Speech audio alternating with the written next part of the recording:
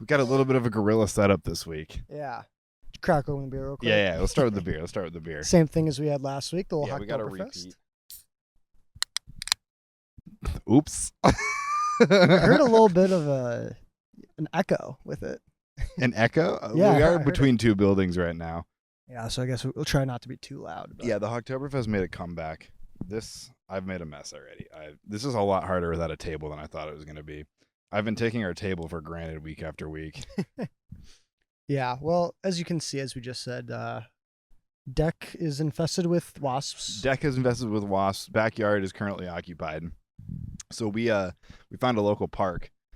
I'm not going to tell you where we live from here because I'm sure somebody could geoguess this location and figure it out.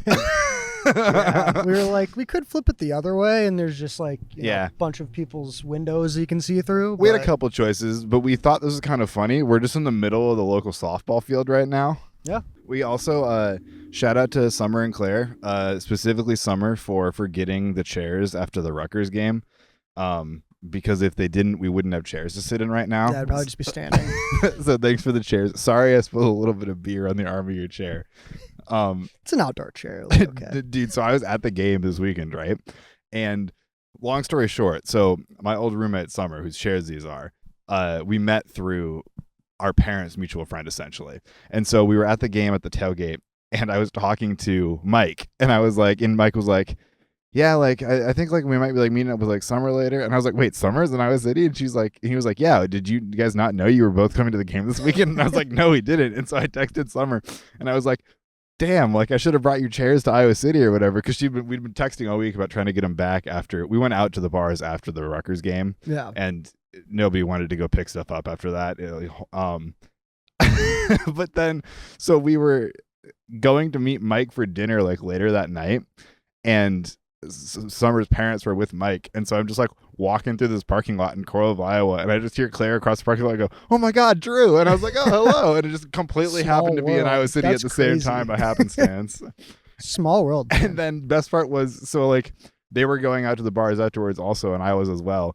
And they were leaving dinner slightly early to go to a pregame. And like, do you want to just come with us? And I was like, yeah, sure. And we walk into the pregame, and Summer's roommate is in there, and he like looks up and like sees me and had no idea I was in Iowa City whatsoever, and he also like doesn't really understand the relation at all, and we kind of like lock eyes, and I was like, what's up, Eric? And he like looks at me and he's like, what's going on right now? Anyway, that's good. A small world, man. Being back in Iowa City, like I feel like I haven't been back in a while, but like I always see people that like, either I haven't seen since college or, it's small world. You just run into people on the street too, yeah. Well, it's like Iowa City is like, it's small for a big town. Yeah. And I don't think people, Yeah. No, it's not huge. Yeah. They're coming for us. Yeah. They said no park. Oh, wait, I do think I forgot about that. The fire station is right there. Yeah, it is. But as I was saying, like, I feel like people don't realize, like, it's I think second smallest or third smallest in the big town. I don't know with the expansion now, but I think like originally it was like Northwestern. Well, I mean, Washington's in Seattle, so that's definitely bigger. And UCLA and LA are both that's LA. True. And it's like, is Rutgers? I know Rutgers has been here, but Rutgers is like what? Like, I wanted to say Puscatony, but that's the groundhog. Yeah, something like that. But just, I don't think people realize how much smaller Iowa City is than expected. At least like the undergrad. Yeah. And I think Illinois is probably bigger only because they call themselves Urbana-Champaign. Yeah. Whereas if they took one of the two, it wouldn't. Because I think if you include Coralville, it's bigger. Yeah. Like not many times, but like the few times I have been there, like it's like I feel like I can't walk Illinois? Everywhere. Yeah. Oh, worst campus I've ever been to. I fucking hate you can't walk anywhere. Yeah. I went to a basketball game there in like 2019, maybe 2020.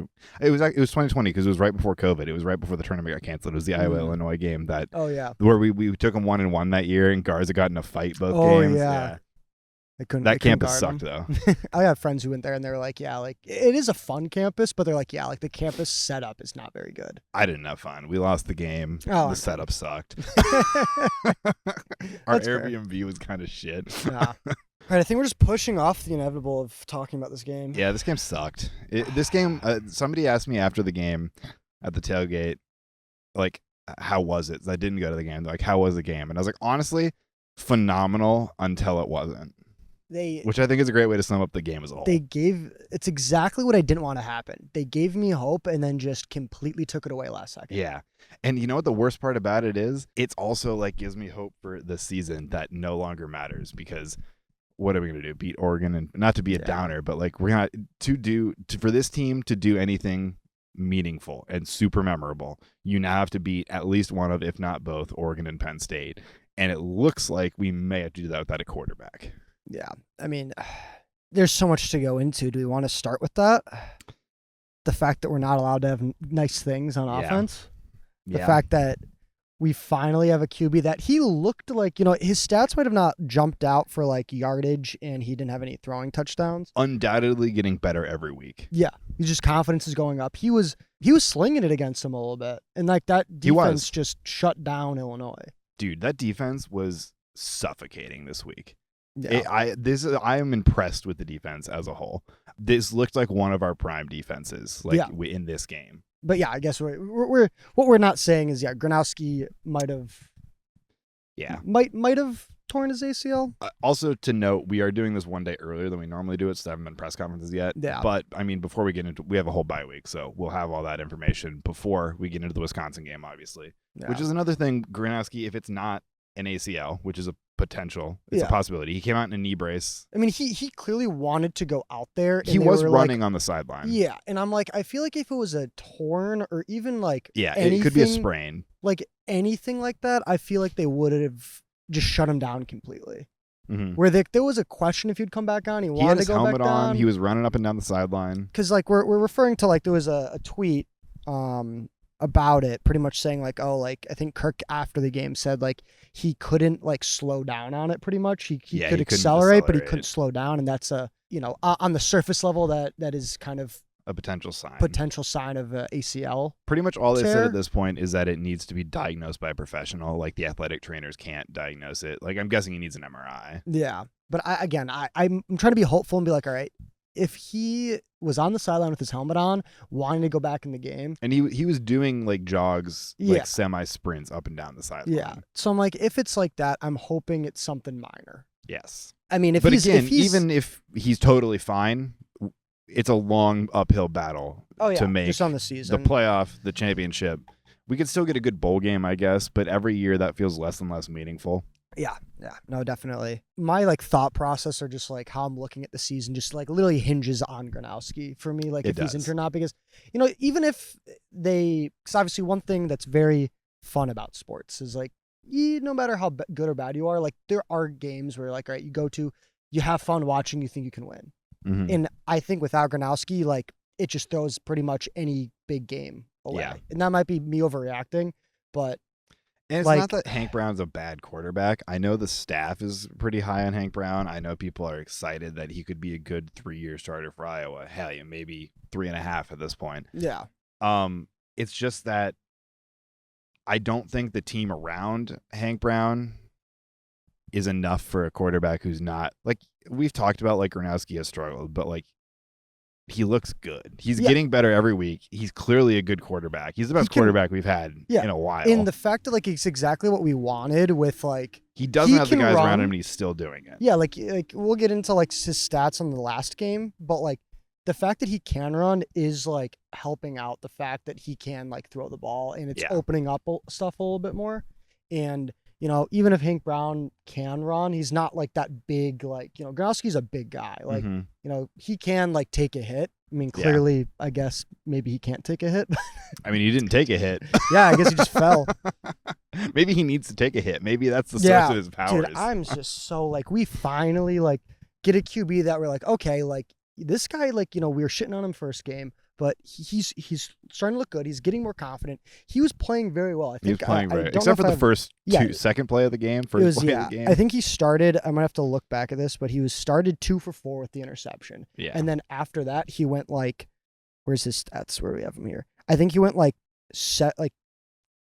what is it, like 17 for 23 or something? Like it was like really good, like just accuracy wise. Mark Gronowski, 19 for 25, 144 yards, 5.8 average, one interception, which came on the second play of the game. It was a like 1 yard run much, by Washington. Pretty much what I read was like after that, and what I watched is like pretty much after that first drive were just complete disaster. He locked in. And he was making the passes. He was looking confident. And it's just like, why? Why is it we get a QB that's like, all right, we're actually throwing to wide receivers. We had 7 different players with a catch. None of our guys are that good, to be honest. Our number 1 wide receiver looked like Sam Phillips, who came from Chattanooga. Yes, and he we'll talk more about him later, but he stepped up this week. Yeah, no, he did. But like again, like our wide receiver corps is not great, to be honest. Like they're not. And Gronowski's finding definitely ways. Not elite. No, and Gronowski's finding ways. Like I mean, he 4 of the catches were to a freshman tight end. Like and then it's like, all right, like it's finally felt good. That's what hurt me about this game was like. I came in thinking we were going to lose and, but happily optimistic. And then we're looking good. I'm like, damn, like, we could be actually something this year. And just like that, like, if he's injured, like, it was just like, all right, the season's over. And the thing that sucks too is even if he's not injured, a tough schedule this year makes this year hard to salvage. Yeah. A good Iowa State team, a really good Indiana team, and then a really, really good Oregon and Penn State team on our schedule. That just went at it this week. And he's got 1 year. This is his year. This is it. We can't bring him back. I don't know. Maybe the eligibility becomes more muddled every year. Maybe I'll say, can he like? Hell, maybe if he doesn't play again, we get another year. That's what I'm saying. If he gets injured, if it is an ACL, can he come back? Maybe an ACL is not the end of the world. Yeah. Yeah, they shut him down. Can he come back again? 4 games. You could get a redshirt injury redshirt on 4 games. Yeah, I'd take that. God knows we paid him enough. Yeah, that's the thing. Second time we've paid like a QB like I don't know how much, but I think it was like $2 million or something. Yeah, and he goes down to injury. Finally, we had something. And he gets injured. I mean, let's not brush over, as good as he did look, let's not brush over that interception at the beginning of the game, because that did set up the game for failure in a way. Yeah. We started in a hole. Yeah. 2 yards, 1 play from the Iowa 26-yard line. Mark Gronowski pass intercepted, returned 1 yard to the Iowa 24. Yeah. Well, that math doesn't add up, but okay, ESPN. Dude, ESPN, that's a whole side thing. Like, ESPN's clearly using like AI or whatever for all their games now. It's all half yards and rounding too, but yeah. But like they're using like AI now for a lot of games, and just nothing's like they just won't have stats for a game for like the first like 3 quarters. I've seen so many games, even like NFL games, where like I'll go to check scores like 3 days later. A lot of like lower tier college games, and it'll say like third quarter, 149 remaining. This team has the ball, and then it'll also say the final score and final. Yeah. I'm like, what's happening? Yeah, no, here? they definitely like started like they are using AI or something. They're not using interns anymore, and it's not like I've seen a lot of problems with it. Yeah. But yeah, no, he's still like right after the pick. So I was 2 plays, a 1 yard run, then the pick. Then Indiana 2 plays, a touchdown. So 43 seconds and 4 plays into the game, we are down 7-0. Yeah. I mean, I looked at it because obviously that's like, all right, we're gonna get killed. Their offense 2 plays, threw for a touchdown. Exactly what I thought was going to happen with our cornerbacks. But then I was like, okay, you know what? Like they got the ball first. Let's just think about it. They got the ball first. They scored. And after that, it looked pretty good until the 4th. Like, it looked great. Getting in front of ourselves, but let's just go down the list here. We got interception, touchdown, 2 punts, Iowa kicks a field goal, 7-3. Some more punts, turnover on downs. Iowa scores. Iowa's up 7-10. Indiana kicks a field goal, 10-10. All punts in the 3rd quarter. Going into the 4th quarter is kind of where it falls apart. Iowa gets the field goal, obviously. Indiana answers immediately. Trade some interceptions, miss a kick. Indiana scores. Game over. It's just like, all right, yeah. So which we didn't say. Final score was 20-15. Yeah, really, it was 20-13. Yeah. But which is like not even showing how close it was. Like, I mean, they did a good job bouncing back. Like, they started with the bad, turnover, interception, and then they went. I know this was the 2nd quarter, but 11 plays, 73-yard touchdown. Mm-hmm. Right before half, had all the momentum. And then the 19 seconds it took them to just get in field goal range and kick the field goal. Like, that hurt. Yeah. That hurt. We essentially gave up 10 points in the first half that we shouldn't have given up. Yeah. Like, that interception and just absolutely getting torched on, like, 2 play. What was that? I've still got it up. It was, like, 2 plays. 3 plays, 47 yards. Like, just brutal. Yeah. And it's like one of my best friends, he is an Indiana fan, and I kept texting him throughout the game. Mm-hmm. And I mean, it was good to know, like, him and all of his buddies were just like, yeah, like, no, we're like worried about this game. Even in the middle of the game, like, yeah, no, like y'all look so much better. Like, we're cooked, like, this and that. And I kept telling him, like, dude, like, Mendoza's just gonna figure out to just throw the damn ball. Like, find your NFL caliber wide receiver. And I mean, obviously that's later in the game, but they started doing that. Like, whenever they needed to, Mendoza would find. What year is he? The Mendoza? Is he a senior? senior? I think he's like the same thing that they had last year. They brought in. Was he the UCLA quarterback or Cal or something? He was in Florida or Florida. Jesus, California. Career history. Cal. Okay, that's what it was. Didn't want to play in the ACC, I guess. Here's what I do think. We talk about they got that easy field goal. We gave up 10 points that we didn't need to give. I do think how back and forth the game was. If Gronowski does not go out, I think we win that game. I think so too. I think we win that game with Gronowski. And I guess I was going to go into this later, but I guess I'll kind of explain why now. It's just because those last two drives when we got inside the 35 and got 0 points out of it, I think, say what you will about missing a field goal, say what you will about the interception, what you're going for there is a touchdown. A touchdown seals that game. And I think you have Gronowski in there with the threat to run inside the 35. That opens up so many options where I just think that he can finish those drives. Because, I mean, Hank Brown didn't do bad getting down the field on both of those drives. Yeah, no. He got down the field. He found a few. It was when he got backed up against the goal line and Indiana didn't play so deep. You got less space to work with on defense.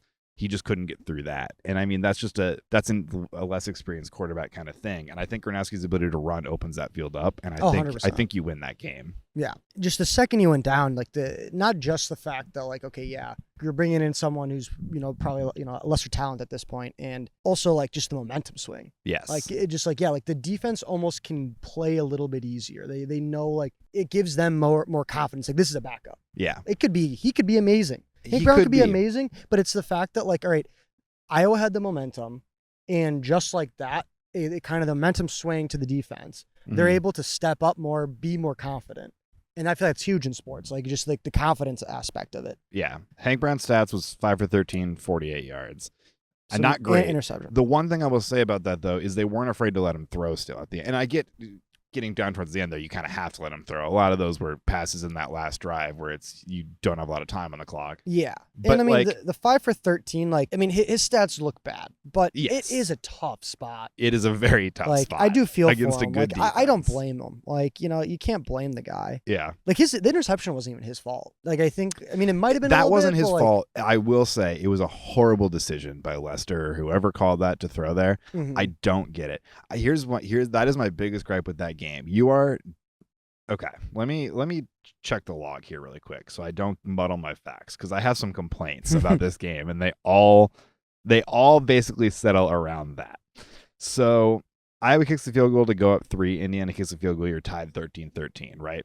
Iowa gets the ball inside the 35-yard. Maybe it was like the 36, around the 35-yard line, closing it. You're in field goal range, right? 0-yard run, then a 3-yard pass on second down. Sure. You got third down and 3rd and 7 at the IU 39. You know you can kick that field goal.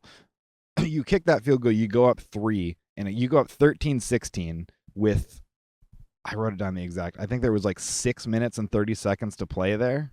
So yes. You go up 3 with 6 minutes and 30 seconds left in a game that is very low scoring, and your defense has been playing lights out. I get you would rather get a touchdown there, but you also don't want to get 0 points. I don't know why you're throwing over the middle in that scenario. It just seems like a bad call with a backup quarterback when you know you could just take the points. You take 3 points, you go up 16-3.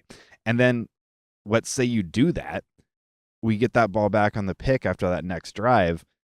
You end up not missing that field goal. You're up 13-16 or 13-19 at that point. You're up 6 points. Indiana needs a touchdown. You're not going to give up that really long touchdown over the middle. That's what I was going to bring up, is that, like, you give up the 50-yard, but like I don't hate that call on defense at that point in the game. No, like but if you're up 6 points at that point, you don't have to make that call. Yeah, exactly. Like, that's why I was so mad about, like, just like the missed field goal in general. It puts pressure on them. Like, you got to march all the way down the field. Like, like, you know, even, or like, you don't have to march all the way downfield, but like, if it's just the one field goal, they're still, I don't think, calling that. They're not calling that same play. We're not calling, like, everything changes when Iowa's just playing to, like, they're playing to tie.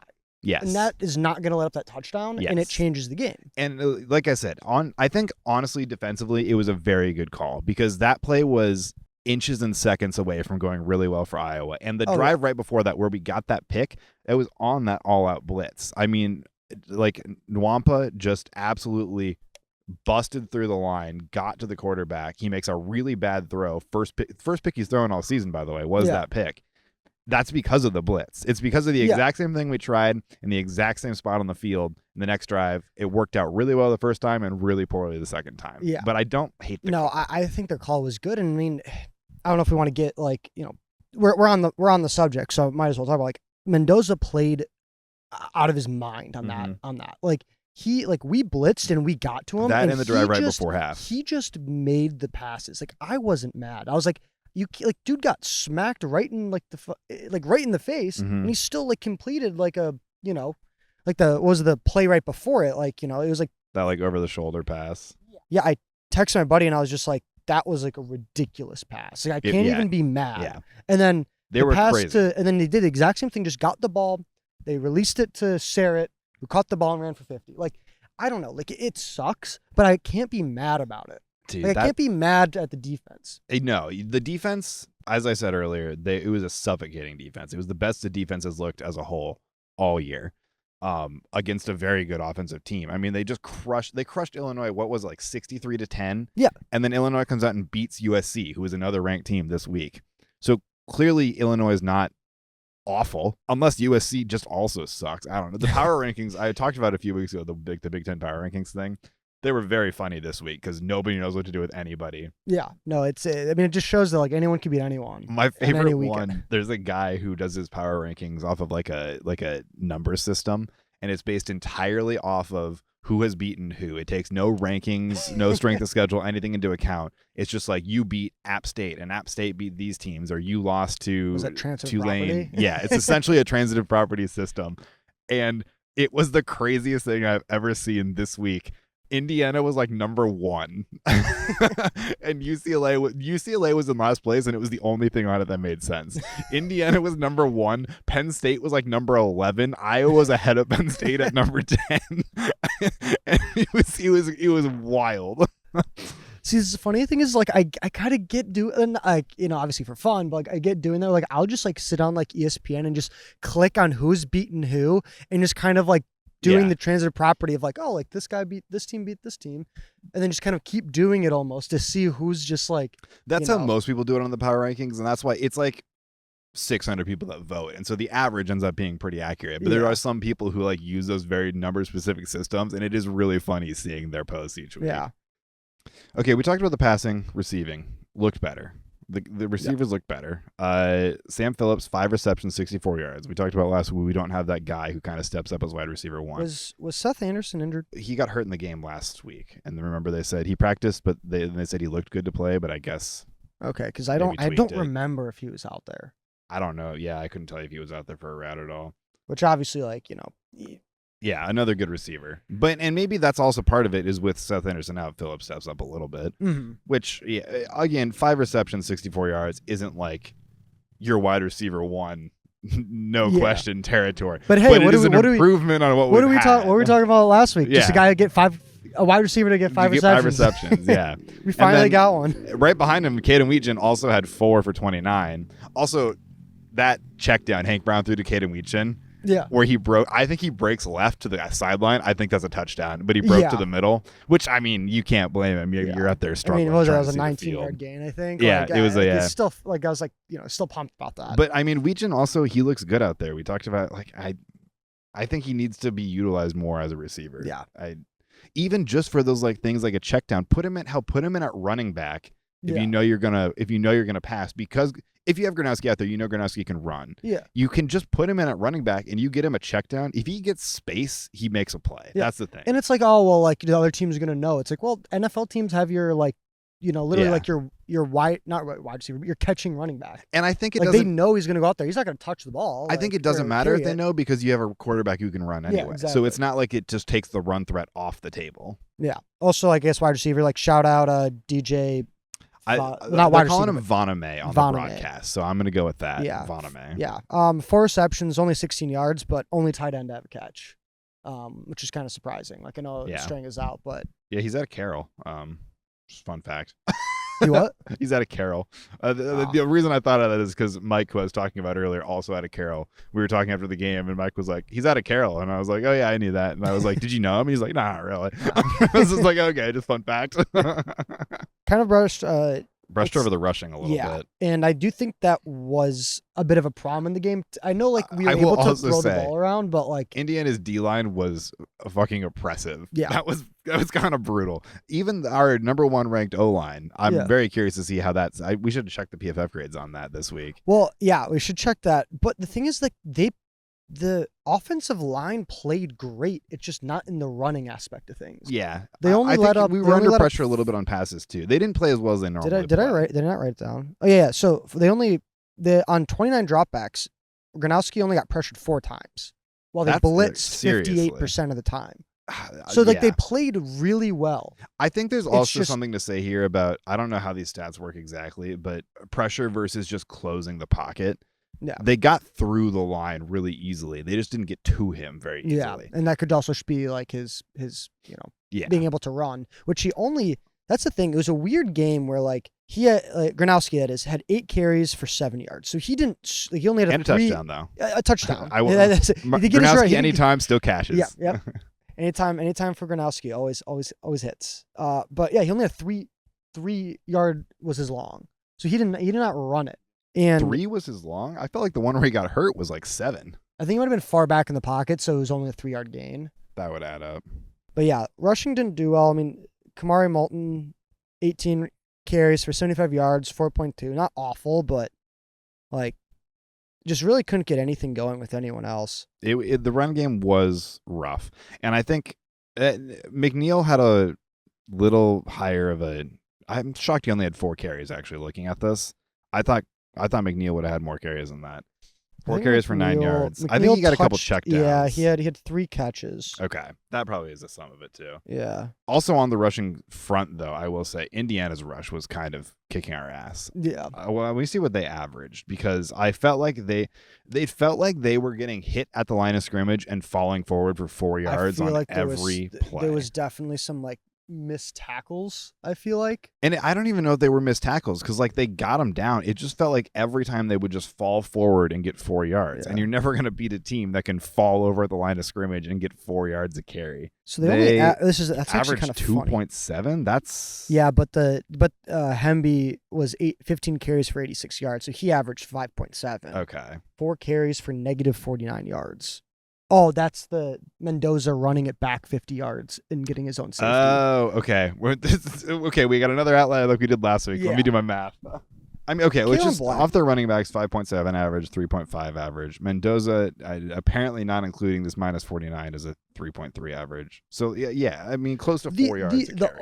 They did step up on like 4th down. They were 0 for 3 on 4th down and got stopped behind the line. And I will say, specifically Cohen Entrenger, shout out. Yeah. He had 2 of those 4th down stops. Mm-hmm. On the second 4th down stop that Entrenger got, I will say Nwampka was also right there. Mm-hmm. Nwampka blew through that. He blew through that line on the interception and that 4th down stop. Yeah. Just absolutely blew him up.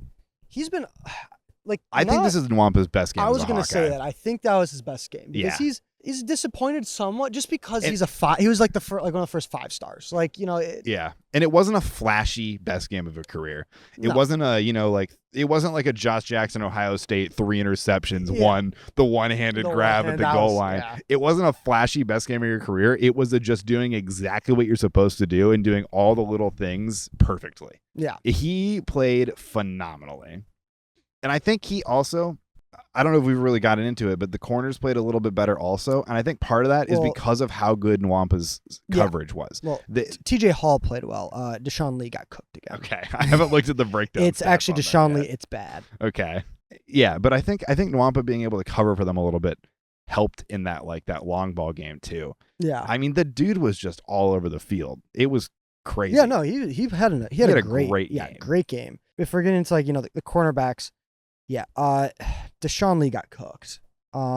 7 targets, 6 receptions on him. It's not great. Where TJ Hall, on the other hand, 4 targets, 0 receptions. So he played really well. The guy who we were talking about last week, Elijah Sarrett, 4 receptions on 5 targets against Deshaun Lee.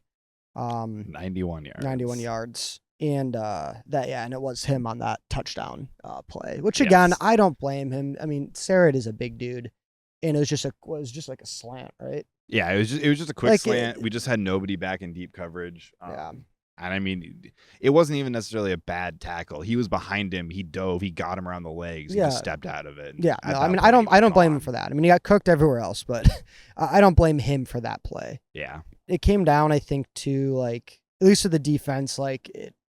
Indiana was only 6 for 15 on 3rd down. As we said, 0 for 3 on 4th down. They stepped up when they needed to. They did. And again, as we said, this team put up 62 against a ranked Illinois team. Who also put up a pretty good, played well against another ranked team this week. And I cannot be mad at Iowa's defense. I can't. That's what's hard is I'm not mad. I'm not there's not a lot to be angry about at this game. The only thing I'm angry about is those passing twice on 3rd down on those last 2. Yeah. Oh, I didn't cover that. I didn't cover that. I got distracted. So we had you throw it, you get the pick, right? Mm-hmm. That's the whole thing. Probably shouldn't have thrown there. Probably should have ran it up the middle, got the kick. We talked about the whole thing. Then you're up 3 or you're up 6. They're not going to get beat over the top. Here's the other thing. I think this is arguably the way bigger mistake. That second one where Stevens is going to kick it, and he missed the field goal, right? There's 2 minutes and 6 seconds on the clock. You snap it to Hank Brown. Indiana has 3 timeouts. You snap it to Hank Brown. Hank Brown lobs it up to the corner, doesn't get it, incomplete, 2 minutes, 1 second on the clock. Yeah. That you're just giving them a free 2-minute timeout. I don't understand why. My times are a little bit off there because I know you got to kick the field goal we missed. Yeah. But we didn't get it under 2 minutes while we were out there. If we run that ball at the middle, you take that to the 2-minute timeout. You don't give Indiana that free timeout. Blew my mind. I don't know why you're throwing a pass. The missed field the exact goal. One. I was also thinking about too because it was 2:05. 2:05 on the clock. Hank Brown throws an incompletion to Kamari Moulton. Well, it ended at 2:05. So the ball hit the ground with 2:05 on the clock. So we snapped the ball with 2:08 on the clock. It's a 3-second play. Ball hits the ground with 2:05 on the clock. Stops the clock. Drew Stevens goes out there and kicks the field goal. Clock stops with 2:01 on the clock. You're giving them a free 2-minute timeout to go down that field. I don't know why you would do that. Why would you not take that under the 2-minute timeout? Make them burn one of their timeouts at the very least. Yeah. That was the one call where I was like, that was a bad coaching decision right there. I can agree with that. Which, I mean, maybe that it's an improvement on the team where honestly my 2 biggest gripes are on the play calling. It's both of those 2 throws. Yeah. There were a lot of people walking out of the stadium. There are a lot of, drunk coaches in the stands that were pissed about this and that. And why would you throw everybody at the quarterback on that 3rd down play? Anyone mad at that wasn't watching. Yes, the game. And there are a lot of things where it's hindsight's 20/20. Yeah. I my brother had a great comment. There was a guy apparently behind him who was complaining about everything. He's like, "Why would you do this? Why would you do that?" And apparently he turned around and looked at the guy and he's like, "Yeah, I bet Phil Parker's up in the booth saying the same thing. He's probably up there going, yeah, why don't I do that?" But you're not calling it before they do it. You're calling it after they do it. Can I say something? I actually have these stats about going back to anyone mad about that all out rush on the 3rd and 10 that led to the touchdown. I think that was a perfect call. Under pressure, Mendoza was on target 14% of the time. Yeah. It worked phenomenally the drive before. The dude just locked in for one throw. Yeah, literally every stat when he was under pressure, Phil Parker blitzed on 20 of 30 dropbacks. And when he had a clean pocket, Mendoza that is, he had 11 yards per attempt, 87% catchable, almost 88. 75% of them were on target. QB rating was 148. And then under pressure, everything dramatically, catchable rate, only 42. On target, 14%. Like, literally, like, 22% positive play, 14 QB rating. Like, literally everything showed that was the right play. And guess what? Mendoza made a great play. Yes. I'm not, this play will not be in the link dump because I don't have a link to it already. I don't have it saved, and I don't want to look it up and watch it again. Yeah. But if you have a problem with that call, go back and watch that play, because it, like I said earlier, it was inches and milliseconds away from working out for Iowa. They were right there in the pocket. It was a phenomenal throw, perfectly on the money. That throws a few inches off, or Iowa's there a few milliseconds earlier, that play goes a completely different way. But the dude just made a phenomenal play. Yeah, there's just nothing. That's that kind of play is, you just can't defend it. Yeah, and like the one that set them up for that, again, like we were talking about earlier, the 24-yard pass to Amari Cooper, like same exact thing. Brought the rush. I forget who it was. Maybe Lutmer was like in his face within half a second. Like, it was crazy. He literally like all out like hit him right directly in his face, and he still like slung it 24 yards for a first down. It's like, you can't be mad about that. That's just a good player making a good play to an NFL caliber. Well, I guess I don't know about Cooper, but for the touchdown, an NFL caliber wide receiver. Like, that's what made this game so hard after the fact, because I was like, I wasn't mad with much anything. Yeah. And like we still threw the game away. Like Iowa should have won that, I thought. It was like we talked about last week, where it's not anything specific we wanted to see. We just wanted them to win. And it was that kind of game where it was like everything went well. We just didn't win in the end. They did everything that we needed them to do. It didn't work out. All fell apart. And again, I think Gronowski doesn't go out, we probably win that game. Like, that is a big loss at the end of that game, like, with momentum. I know it was just a field goal, and Indiana, even if they don't pick up that 50-yarder, that was fourth down. But everything changes if Stevens hits that kick. He isn't, like, I looked it up on PFF. He's the number 2 ranked kicker. You cannot be missing a 40-yarder. It was his first miss under 50 yards since, like, it was like early 2023. I hate blaming a kicker. Here's what I will say about Stevens too. This doesn't change anything about I still think he's going to get drafted. Yeah, I mean, he's got a boot on him. The thing that I've always said about Drew Stevens is, like, he has a phenomenal leg, but he doesn't know how to take anything off of that leg. And he needs, like, what he will learn in the NFL is how to finesse it when you don't need your whole leg. Yeah. Because the only way he knows how to kick is he goes out there and he fucking drills that ball with everything he has. Well, that's why that's going to take away some accuracy. I know people are like, oh, the laces were like to the side. Yeah, it wasn't a great snap and hold either. It's just like, it's still a 40-yarder from a guy that's the thing is, if like this was a freshman or sophomore who like wasn't great, it'd be like, oh damn, like we just need to get a better kicker or something. Yeah. But it's like, we have expectations for this guy, and he's missed a few like in the last few weeks that you don't expect him to. So that's what's more. Yeah. And obviously it's and in you can't make them all. No, you can't. But it's just in the spot it was. Yeah. You'd expect someone from his last caliber. Week, is you're like, at least he's not making the misses. He's making it when they matter, and he's not missing it. It's my fault. Yeah. I jinxed it. The misses are coming at a good time, and it just didn't come at a good time this week. But yeah, like, kind of as you're saying, like the whole, like, he just tries to boot it. Like, that's, I think, a little bit why he might have, like, because he hooked it. I couldn't see how bad of a miss it was. I mean, it looked off. Good. It was off by, like, the second he kicked it, it was just left. I got really excited for a second because that thing hit the net and it looked good from where I was sitting. He, like, I mean, it wasn't like it like went to the left. It was like he hit it straight. He lined it just to the left. Like, he just missed. We also didn't talk about another blocked punt this week.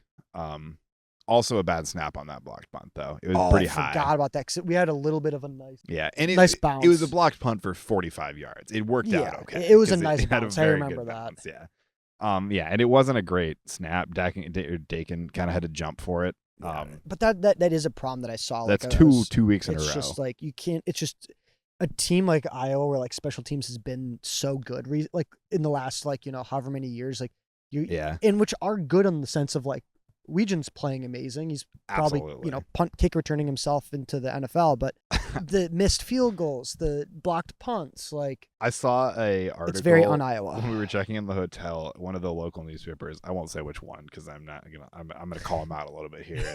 I don't want to call out local newspapers as like being shit, but it was like an article on the cover of the newspaper, and it was like Iowa does it again, and it was like Iowa finds another amazing punter in Australia that just seems to mass produce him after Tory Taylor with like Reese Dakin. And I was like, he's not bad, but I don't think he's front page newsworthy. No, he's fine. He's getting better. Yeah, he's getting better. He's a sophomore. Like, yeah, I like maybe senior year. Dude, like he's like, but this article is a little premature. Yeah, I don't know. We kind of got it. I don't know. We've kind of covered everything gripes wise. I have. I do want to bring up Nwampka getting jumped on the sideline, and there was no call. How much did you see that on TV? Like, I was also confused because they threw the flag, so we thought that I thought they either were going to call. Oh, there goes our light. Oh, that's okay. You can still see us. We were wondering when that was going to. So it's 11, not 10. Okay. Okay. Well, we know that in the future. Good to know. I lost my train of thought. Nwampka got jumped. Yeah. So at least on TV, all right. It like we were all sitting there like all right, that's 100% a penalty. Like he clearly hit some inbounds, dude, trying to save a first down. It was such a good hit. It was such a good legal hit. He is clearly still in bounds. He is 2 yards short going for the first down. You know he's not going to run out of bounds there because you need the first down. And also, to prove how legal it was, they didn't get the first down. Yeah. It was 4th and 1 where he hit him. Yeah. And he kind of rolled onto the sideline, jumped up, immediately started running back to the sideline.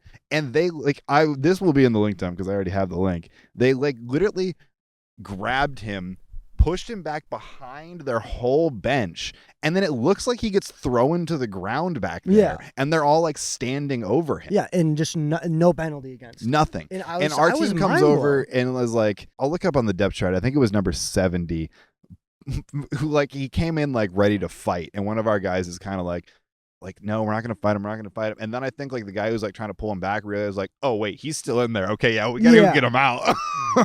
Well, I'm thinking all right, if it was the other way around. Yeah. Or not even the other way around, but let's say that was the other way around, Kirk fans would have their heads. Yeah. That was such a dirty move. Also, this is kind of going off of that a little bit. Signetti was being a bitch. Yeah. I don't know if you could see it. I was screaming. He thought that was the dirtiest play ever.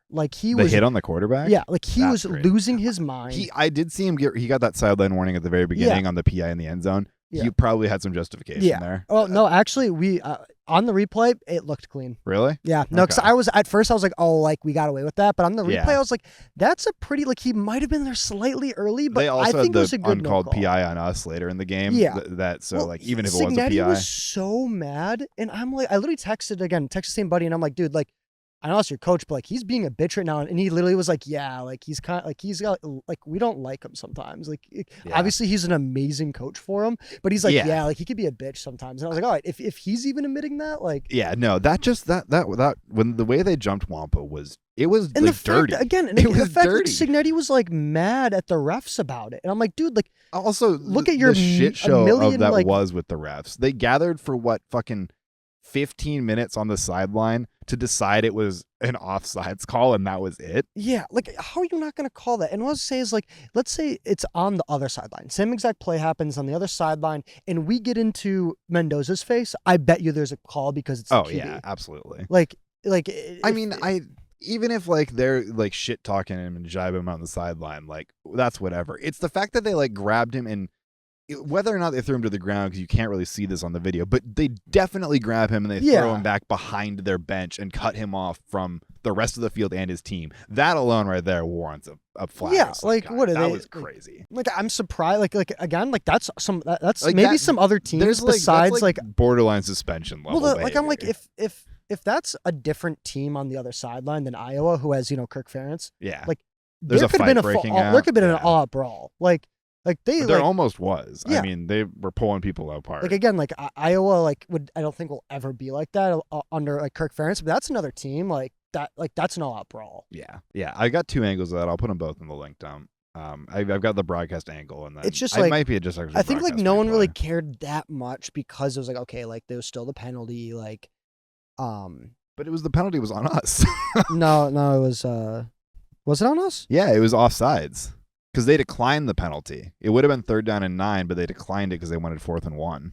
I was a little drunk. I was trying to think. I was I thought I was okay, I don't think it actually. That was the craziest part, because what I thought happened at first was it was offsides on us, unsportsmanlike on them, and then they called it offsetting penalties, 4th and 1. And I was like, okay, whatever. Didn't we get out bullshit. of that though? But yeah, we got out of it. Yeah, though. we did. Okay, that's what it worked what I was out. thinking. I was like, but, I remember it working out eventually, where I was like, okay, I could be so much more mad right now, and I wasn't. No, that was one of their 3 4th down stops. Yeah. But yeah, no, that was ridiculous. And I hated how, like, even like Signetti was like pissed off after the game. Even like, Kirk was going up to him, like shake his hand or whatever. And like Kurt Signetti was like kind of like didn't brush him off, but clearly like really still mad at the refs. It's like, dude, you won. He's going to get the full PJ Fleck treatment. Like, and like, I don't think you there was piss any off Kurt absurd... Ferentz, he doesn't forget. Yeah. And also like there wasn't anything absurd that game. Like I was like, all right, that was a fine. There were like game. a couple of missed holding calls. Yeah, the PIs were questionable for both sides. Yeah, and I'm like that. Yeah, that was and it's pretty like bad. I haven't like that's the thing is I haven't seen a coach that mad over like I was like usually I understand what should be nothing, and I'm like dude like or mad about what should be on against his own team. Yes, exactly. Yeah. Again, we have the bye week coming up. Hopefully that puts Seth Anderson back. There are a couple other injuries that we're supposed to get back after the bye week. Notably, Patterson. It sounds like will be good to go, and what's his name? Vanderzee is supposed to be back after the bye week as well, allegedly. So we'll know more about that. We'll do a show next week, and we'll get into a little bit in depth Wisconsin preview. Maybe talk about some other stuff. We knew this would go a while. We knew we had a lot to talk about for this, and there's not a lot to break down in Wisconsin right now. They fucking suck, and the game's not for 2 weeks. Yeah. If we lose that game, I think we'll be talking about. I'm done. Yeah, well, I think we'll probably just be talking about our reaction to if Gronowski's out or not. Yeah. Because if he's out, I'm just going to like take the first like 10 minutes of the first part of this where I was ranting about if he's out, and I'm just going to make that an hour. Well, the shakeups in the rankings kind of affect us a little bit. So Illinois was 23 after that loss to Indiana. They beat USC, who was 21 last week. Illinois jumps up to 22. USC no longer ranked nor receiving votes. Penn State and Oregon, another big Big Ten shakeup. Did you see the end of that game? The overtime? I don't think I actually saw it much. We watched it in Joe's. It was pretty good. It was kind of a crazy turn. So Oregon scored the touchdown, obviously in the second overtime, right? Mm-hmm. You got to go for 2. Penn State picks it off. And they look like they're gonna go the whole field and like get those 2 points on their side, which is obviously you score, you win at that point. You don't even need to go for 2. So like kind of a big turn. Oregon gets them first play of overtime, picks them off. Yeah. 2 picks in a row. It just absolutely ends the game. James Franklin continues to win or lose big game. I think he was like 0-15 in like quote unquote big games. I don't know what the exact like metrics were for that stat, or it was like 1-15 maybe or something. Iowa State. They didn't move. Did not move. Alabama's back in the top 10. Indiana into the top 10. Yeah. After beating us. Florida State. Yeah, Alabama beat Georgia. We didn't cover that. They dropped. That was I was trying not to. Well, I was kind of watching the Florida State game, and okay. Did you see the end of that Florida State game? That was crazy. That field rush was insane. Dude, I thought this last game, the guy's name, the wide receiver who missed the catch, Squirrels, I thought he was dead. Dude, I was like, I thought he got trampled. That was ridiculous. Okay, so it was really cool. We were watching that game, and like Ethan texted our group chat, and he was like, dude, this Virginia student section's kind of like wild. They're just like on the field. And in my head, I was like, oh yeah, like, I guess like they can like, they walk, because he's like, they're on like the hillside in the field. And I was like, okay, like they're like up off the hill and it's like kind of right up against the field. And then like we got to a TV and I looked at it and it was like, I think it was like they threw to that corner of the end zone. And there's all these people. And my grandpa was standing next to me. He's like, who are all those people standing by the end zone? And I looked up and I was like, oh my God, those are the students. And like, I guess they're like, their student section is on a hill and there is just like no rope or barrier between the hill and the field. They just don't come off of the slope. But when they were preparing to rush the field, they all came off the slope. I will put these photos on the link up. The video, there's a couple specific screenshots I'm going to put in the video, but like they are like an arm's length away from the out of bounds on the end zone while overtime is happening. I hate to be that guy, but I'm like, I thought it was really cool, but I'm like, that can't happen. Yes, I 100% pro field rushing. I love college football environments. That's what makes college football great. I do think to rush the field, there needs to be at least like a rope they have to jump over. Yeah, to just like slow them down a little bit, because like what happens for safety. What happens if like that's how people get trampled? What happens if they throw that and you're diving out of bounds to make a catch, and you take your helmet to the some 135-pound freshman who's standing 4 feet off the corner of the end zone. Also, what would have happened if they called it like no catch or something, what happens if they throw a flag and everyone just ran? I said that immediately when they hit the field, because they hit the field and the refs were like conferring, and my grandpa said something about like, are they gonna call like PI on that or something? And he was like, I don't know, they're gonna get out the field. And I was like, it's like that the bands on the field call, the old one. Yeah, exactly. But it'd be way more work. Yeah, I mean that was really cool to watch. Yeah, but like they got it. They got it. That is how people get trampled to death. Yeah, like I guess good on the people rushing because I saw a picture and he was like Squirrels was like standing and like fine, flipping off Castellanos at the end and taking the picture. That was pretty funny. I gotta admit. I again, if you've watched this at all, I'm partial Florida State fan, so it does hurt a little bit. I was also rooting for Florida State. I did think that photo was very funny. That was a funny. Like that's photo. Just good college football. Like Castellanos, he's talking his shit. Like and you gotta. I bet you he doesn't care about it. Like and no, I'm 100% pro field rushing. It was. Set a record for the fastest field rush, probably. It was 100%. Very cool to watch. I do think, in good faith, Virginia's got to at least, like, every field rush, there's at least the security guy standing there letting you through as like a show of good faith to the NCAA. They're like, we tried. There was not even a rope. Like, they got to put up some sort of a barricade there, just in the name of safety. Someone's just die. Give them like even like their own player was on the ground. Like he could have gotten. How has this never come up before? That was my biggest question. How are we in 2025? I mean, even if they've never had a field rush before, how has someone not gotten drunk and just ran off that hill onto the field? Yeah.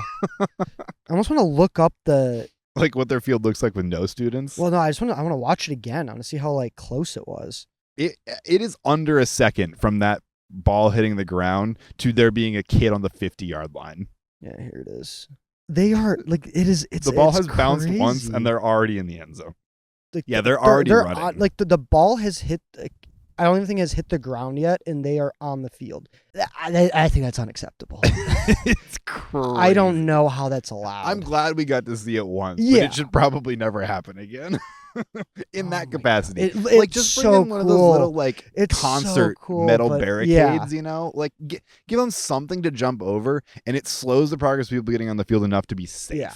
Like I'm still always let them go on the field. Like someone's gonna call me soft for this but like again, I think it's really cool, but like I'm surprised Dude, none of the like there's two this is the stadium. Two Virginia there's two Virginia players that could have also gotten injured on it. Like it's just this hill and there's nothing. It's just the hill goes straight in. It's kind of awesome, but that's insane. Dude, the ref also gets hit because the ref's standing back there to make the call, and he just gets swarmed. He's gone. He definitely got hit there. It looked like they trampled that receiver. Like you never see him get to his feet. He's apparently fine though. Yeah, no, I saw a picture of him like with everyone around him, and he just like looks sad walking. So like he was fine. That's but good, also like I think isn't there a rule now? Like the ACC has a rule that they can't they will get fined. Like I'm pretty sure Florida State got that. You always get fined for rushing the field. But I think it's like a lot more now. The college. But obviously no one cares. But it's just funny to like look at the AP poll. Like Florida State killed Alabama. Alabama's 10 now, which of course because they beat Georgia, and then Virginia just beat Florida State. Yet Virginia is at 24.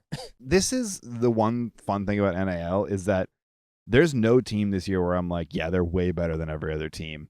It's Ohio State at number one like this year. I'll say it now. I think my pick right now is Miami. I think NIL's helped them more than anyone else. They were awful. They were awful before NIL because they have that much. Like they're that good. Yeah. Damn, Ole Miss is up to 4 too. Because they beat LSU. I believe. Yeah. LSU's down to 13 from 4. All I know is I see on here is just wow, they sort of traded places. It's just that they rank all the SEC teams, they beat up on each other, so they just all stay in the top 25. That's all I'm seeing. LSU was 4 last week, Ole Miss was 13. This week, Ole Miss was 4 and LSU was 13. They literally just flipped them. My last point that I wanted to bring up: have you seen this Tom Stillo guy? I don't believe so. The 58-year-old freshman D lineman. Oh, I think I have. For Lycoming College in Pennsylvania, D3. Signed an NIL deal. With Asper Cream. This is going to be another eligibility lawsuit. I can already feel it. The dude looks fit. Like apparently he's been like running marathons and like doing CrossFit his whole life. So he's just like, you know what? I want to play. Yeah, he worked 33 years for the city, and then they asked him if he got bored. He said, I don't know if bored is the word I would use, just mundane, you know? So he enrolled in college, and he's going to play football at 50, did I say 50? Yeah, 58 years old. The dude's going to be the 62-year-old senior. And honestly, he looks like he would fuck up some freshmen. Some D3 freshmen, he looks like he would destroy them. No, that is true. Like, he's 58 years old, but I'll link this article in the link dump. He's 58 years old, but my God, is he... He's in good shape. Is he a dangerous 58-year-old? I just think this is wild because it's one of those things that, like, you'd get drunk in college and talk about. Like, you know, technically anybody has eligibility if you've never played pro, but, like, I never thought I would see it actually happen. This is so funny. Yeah, maybe I'll go back. Maybe go back and try to be a kicker. As a young man, he believed basketball might carry him into college, but drinking pulled him in a different direction. Oh, that did it to all of us, didn't it? Oh, this guy is... I'm excited Never to before has him. D3 been appointment television. Yeah. He's going to have some crazy Lycoming? edits made for him. Oh, yeah. Yeah, in Pennsylvania. I was going to say, where is that? Yeah, this article, I'll link it. It's by northcentralpa.com. I don't know how reputable a site that is, but I mean, not that this is like an opinion story. That's in Williamsport, PA. Yeah, no, I just wanted to bring that up because I think it's very funny, and I can't wait to see those like TikTok edits of like the highlight reels. Oh, his is going to go so hard. I saw a great one for Scatabo this week where it's so funny because it's just like him screaming and then headbutting people. Dude, he's going to be one of the most fun players to watch in so long, and he's going to play for 4 years. Yeah, so as long as he just doesn't, he's going to. That is one guy. I hope I don't jinx him. That's gonna be one guy that I feel like you're not going to be able to knock him out. Like no matter how hard he's just going to go straight head first into someone, he's not so gonna, fun to watch. Yeah, he was so fun to watch in college, and then I'm so glad. As much as it sucks because I did draft Tyron Tracy in 2 of my leagues. I got Scatabo as a handcuff in one of them, though, so I'm kind of okay with it. Because I was kind of like, I forgot they got Scatabo, and I feel like he could get the start. He looks phenomenal for the Giants. I got him in my Dynasty, and he's like so rookie fun draft. to watch. Yeah, I got him in my Dynasty rookie draft. That's very happy about it. Going to be a great pickup for 3 or 4 years. I picked him after Caleb Johnson. Yeah. And Caleb's not looking good. Yeah, that's the whole thing. Yeah, maybe we could talk about that next week if Gronowski's fine and we don't have much to talk about. Yeah, maybe. Housekeeping, couple of updates. Again, follow us on our socials. Hawks Off Melrose everywhere at Hawks Off Melrose. The website will be up by the time you're listening to this. It should be up really soon. It's basically done. It just needs like the final touches. Looking good. It's not going to be like finalized, but it'll be functional. Yeah. We'll have the link dumps on the website. A couple of other fun things, links to all anywhere you want to watch it. We'll have links to it in there. So if you're looking for it on a specific platform that we're not on yet, we will be soon because we can actually start linking to it. We'll put links to our stuff in there as well. If you're curious about us, follow us on Twitter. I'm at DLawton18. Oh God, I don't even know. I think I'm like Jay. Check the links. Yeah, I'll put it down. I don't remember what mine is. All right, well, I'm Jeremy. I'm Drew. And this is Hawks Off Melrose. See ya next week. Maybe bye week on a baseball field again. Maybe somewhere else. Yeah. No, it's decent area. Yeah. Before the lights went out, like even the lights are off. It's I have slowly watched every TV out there turn off as we've been doing this. Nobody's come out and questioned us though. Yeah. Yeah. No, I mean, all I've seen is like I think during at least we can't see behind us, but like I think there's like only like 3 dogs, people walking their dogs. Yeah. Like, I was kind of hoping one of the dogs would come up and we could pet it. To be honest. Yeah. There was one like right over there, and I was kind of like, I didn't want to like the owner was there. I didn't want to sit here and be like, come here. Yeah. And I wanted him to. Oh, one other housekeeping item. Might have a theme song coming up soon. Yeah. We might have some other special things in the works. And we're making this shit professional. We're going all in on it. All right. Well, we will see you next week. Yep.